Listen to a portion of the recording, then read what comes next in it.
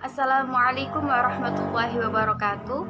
Perkenalkan, nama saya Hani Fitriah dari Prodi Ilmu Hadis kelas 2B Fakultas Usuluddin Adab dan Dakwah UIN Said Ali Rahmatullah Tulungagung.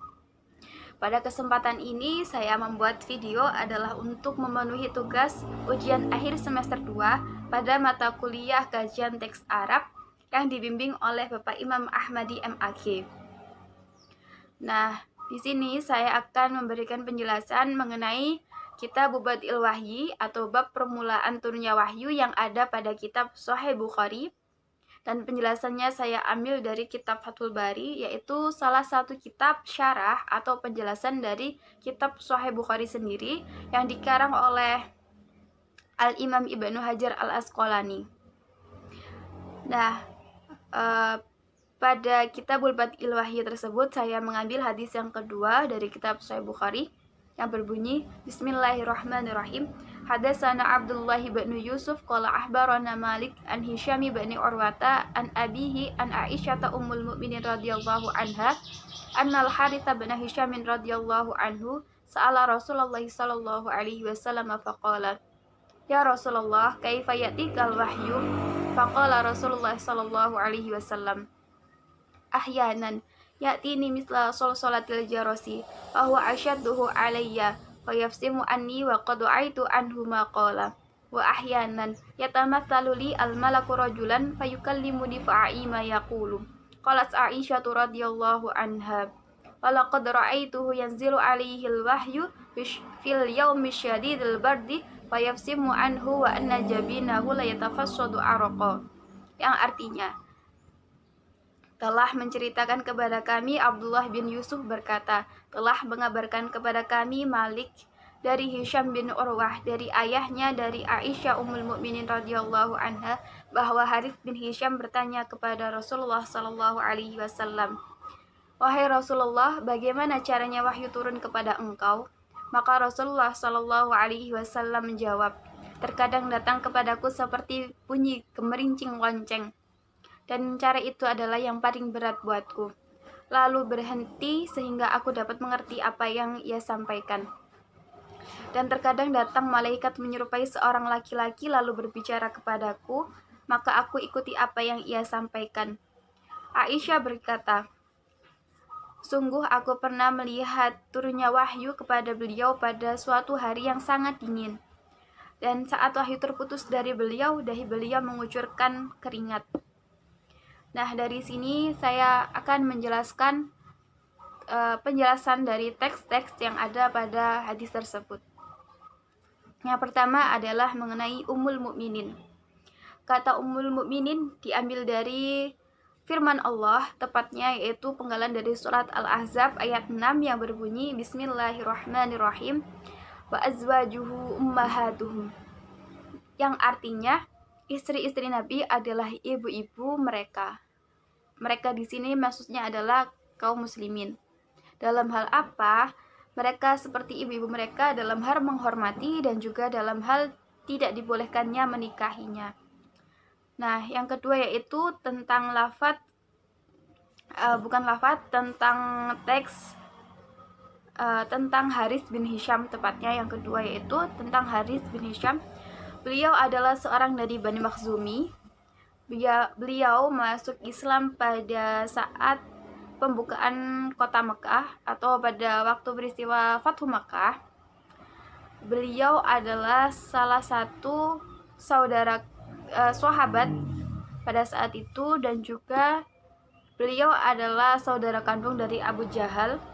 Beliau wafat pada saat pembukaan atau pembebasan negeri Syam. Yang selanjutnya yaitu kata sa'ala yang artinya bertanya. Seperti inilah yang diriwayatkan sebagian besar dari jalur Hisham bin Urwah. Hal itu dimungkinkan bahwa Aisyah menyaksikan ketika Harits bin Hisham bertanya kepada Rasulullah Shallallahu Alaihi Wasallam. Dengan demikian, sebagian ahli hadis meletakkan hadis ini pada musnad Aisyah atau juga pada Harits yang memberitahu kepada Aisyah, sehingga hadisnya menjadi hadis mursal. Apa itu hadis mursal? Hadis mursal adalah hadis yang perawi dari salah satu sahabat tidak disebutkan. Tapi menurut para ulama, hadis ini adalah hadis mausul atau hadis yang sanadnya sampai kepada Nabi Muhammad SAW. Pendapat kedua ini dikuatkan dalam kitab Musnad Ahmad, Mu'jam al-Baghawi, dan kitab-kitab lainnya dari jalur Amir bin Shalih az-Zubairi, dari Hisham, dari ayahnya, dari Aisyah, dari Harith bin Hisham. Dia berkata, aku bertanya. Selanjutnya yaitu pada teks yang berbunyi kaifayatikal wahyu, yang artinya bagaimana caranya wahyu turun kepada engkau. Engkau di sini maksudnya adalah Nabi Muhammad SAW yang ditanya oleh Harith bin Hisham. Nah, mungkin pertanyaan ini dimaksudkan untuk mengetahui sifat wahyu atau sifat pembawa wahyu tersebut, atau yang lebih umum dari itu. Dengan demikian, penisbatan kepada wahyu tersebut merupakan bentuk majas. Karena maksud sebenarnya adalah menanyakan tentang sifat pembawa wahyu, bukan wujud wahyu.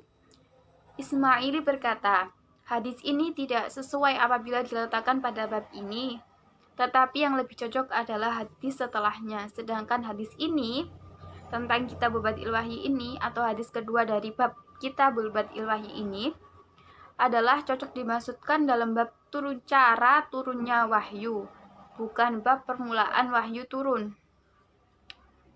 Nah, menurut Imam Al-Karmani berkata, mungkin saja pertanyaan ini mengenai bagaimana cara permulaan turunnya wahyu, sehingga hadis tersebut cocok diletakkan dalam bab ini. Yang selanjutnya adalah kata ahyanan, yang artinya kadang-kadang. Ahyanan adalah bentuk jamak dari kata hinun, yang artinya waktu yang banyak atau sedikit. Akan tetapi maksud dari kata tersebut dalam hadis ini adalah waktu, seakan-akan Nabi tersebut berkata, beberapa kali ia datang kepadaku. Imam Bukhari juga meriwayatkan dari Hisham dalam bab permulaan penciptaan, ia mengatakan, dalam semua kondisi itu telah datang kepadaku malaikat. Jadi bisa dikatakan menurut beberapa pendapat, beberapa kali malaikat datang kepada Nabi membawa wahyu. Nah, di samping itu malaikat juga datang dalam bentuk manusia, seperti ketika datang kepada Nabi dalam rupa sahabat Nabi yang bernama Dihya, atau seorang lelaki yang berbangsa Arab, atau lainnya yang semua telah dijelaskan dalam hadis sahih. Nah, sebenarnya inti hadis ini adalah menjelaskan sifat wahyu seperti turunnya wahyu dengan cara desingan tawon, bisikan hati, ilham, mimpi, dan berbicara langsung pada malam Isra Mi'raj dengan tanpa hijab. Yang kedua yaitu agar mengerti sifat pembawa wahyu, hakikat malaikat Jibril yang memiliki 600 sayap. Nabi melihatnya duduk di antara langit dan bumi. Dan Nabi melihat malaikat Jibril dalam bentuknya yang asli hanya 2 kali menurut Sayyidah Aisyah. Adapun turunnya wahyu dengan cara membisikkan dalam hati Rasulullah SAW dimungkinkan ada 2 cara. Yaitu pertama-tama malaikat datang kepada Nabi seperti suara lonceng, kemudian membisikkan wahyu ke dalam hati Nabi. Adapun turunnya wahyu melalui ilham tidak dipertanyakan, karena yang ditanyakan adalah sifat wahyu yang dibawa oleh malaikat. Begitu juga turunnya wahyu pada malam Isra Mi'raj. Nah, Al-Hulaimi berkata bahwa wahyu turun kepada Nabi dalam 46 macam cara. Kemudian ia menyebutkan semuanya, dan yang paling banyak adalah mengenai sifat pembawa wahyu yang telah disebutkan dalam hadis. Nah, sesungguhnya Ruh Kudus dalam hal ini adalah malaikat Jibril membisikkan dalam hati.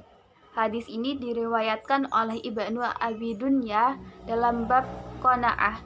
Hadis ini sahih menurut Hakim dari jalur Ibnu Mas'ud. Yang selanjutnya kita akan membahas mengenai teks misla sol solatil jarosi, yang artinya seperti bunyi lonceng.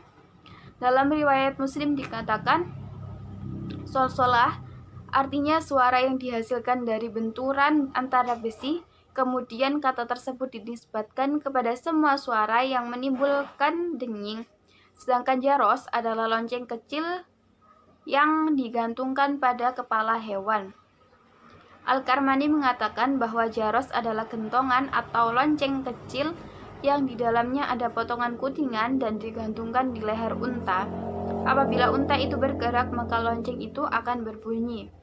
Ada juga yang mengatakan bahwa solsolah adalah suara malaikat ketika menyampaikan wahyu atau suara sayap malaikat. Selanjutnya yaitu tentang teks wa huwa asyadduhu alayya,